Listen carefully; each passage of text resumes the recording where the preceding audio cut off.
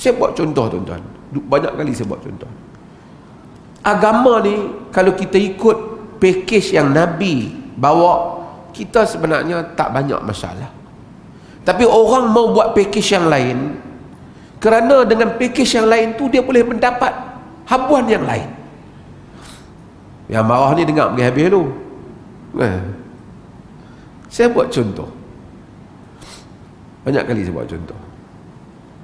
Tawaf Kaabah. Berapa kali tawaf? 7 kali tawaf. Bismillah, Allah Akbar, tawaf. Antara rukun Yamani dan Hajarul Aswad, Nabi ajar doa.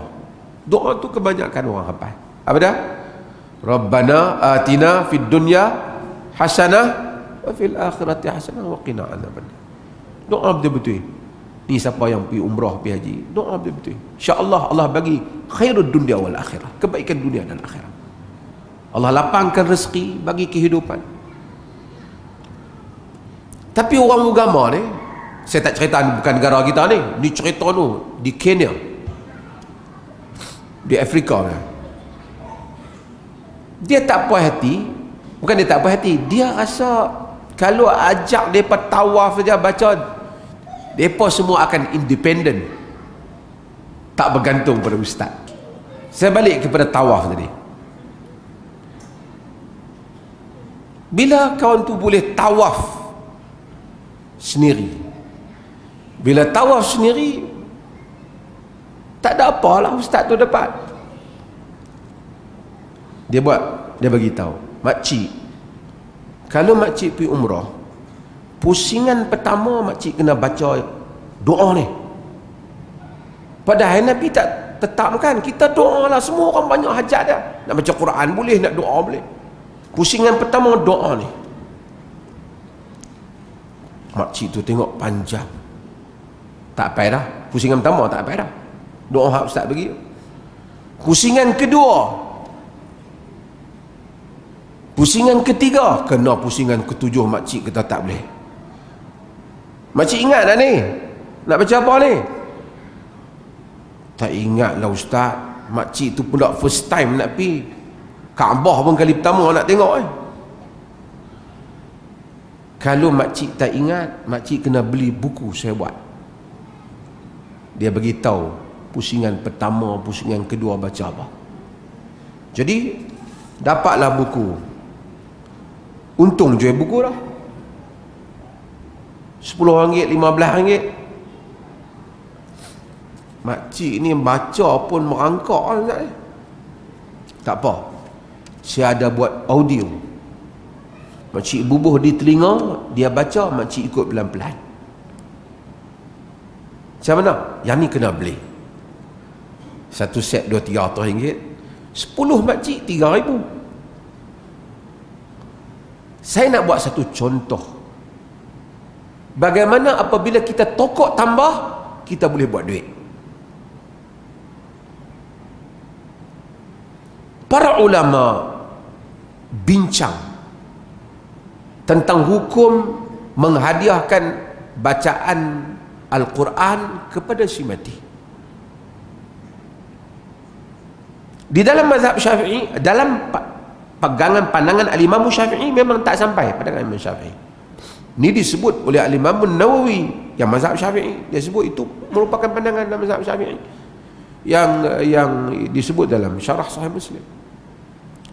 Tapi kebanyakan ulama kata baca Quran sampai. Kalau kita baca Fatihah, kita kata ya Allah, pahala ni berikanlah kepada si mati. Kalau Allah mustajabkan doa kita, sampailah pahala kita pada si mati. Termasuk yang menyokong pandangan ini Syekhul Islam Ibn Taymiyah rahimahullah. Ibn Taymiyah pun kata ya, sampai. So not the issue. Habis tu macam mana kalau orang tanya, kalau satu orang duduk, tuan-tuan ada ayah, mak meninggal ataupun saudara meninggal, tuan-tuan kata qul huwallahu ahad, Allah bismillahirrahmanirrahim, qul huwallahu ahad, Allahus samad, lam yalid wa lam yulad wa lam yakul lahu kufuwan ahad. Kemudian tu, ya Allah, jadikanlah pahala bacaan ni kepada sahabat saya. Kalau Allah terima, pahala tu jadi untuk dia. No issue.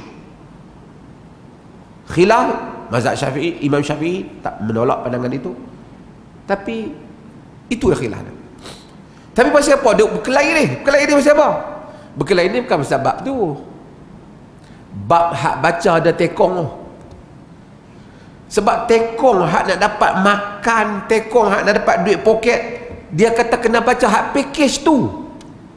Hak package ni kita habaq dah. Yang kita tak setuju tu package hak dia ambil tu. Package kena dengan nasi minyak, nasi kuning, nasi apa ni. Hari yang ketiga baca apa, kalau nak baca kena bayar berapa atas kubur. Yang tu yang kita bincang. Kalau mati kena bagi 2,000, hak ni batil package 5,000. Sebenarnya dia bukan bantah hak mana kita bagi tahu fuqaha punya pandangan tu, kita pun bagi tahu. Dia bantah sebab kita kata dia tak boleh ambil tu.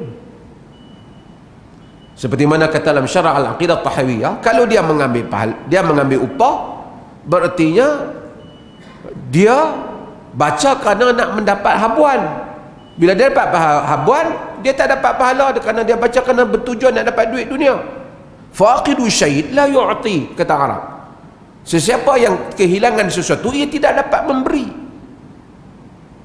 Dia marah kes tu, bukan kes tu, bukan kes fuqaha tu.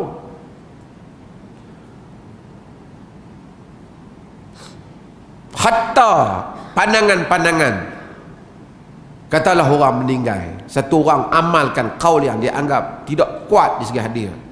Wahai fulan bin fulan, sesungguhnya neraka itu benar, syurga itu benar. Seperti mana dalam riwayat Abu Umamah Al-Bahili disebut oleh Imam Ibn Nawawi dalam Majmu' Syarh Muhadzab, kata salih. Walaupun hadis itu seperti mana yang dibahaskan oleh para fuqaha, para ulama hadis, di segi kontennya tidak memenuhi dan sanadnya juga dhaif.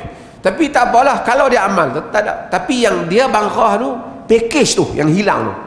Package hak dengan payung, package hak mai, package hak sampul, yang tu yang menjadi, itu sebenarnya isu ketegangan tu. Pasal dia kata mana lah ni mati pun tak bagi kita buat apa dah. Bila kita balik kepada krisis dalam banyak keadaan, saya tak menafikan ada yang pure ilmiah, tetapi dalam banyak keadaan ialah krisis yang berlaku ialah krisis kau kacau poyok nasi aku, yang tu. Agama, jika kita semua dapat membebaskan banyak kepentingan diri kita, banyak hal yang dapat kita baiki umat ini. Saya bercakap ni pun belum tentu saya bebas, tapi kita kena berusaha seperti itu.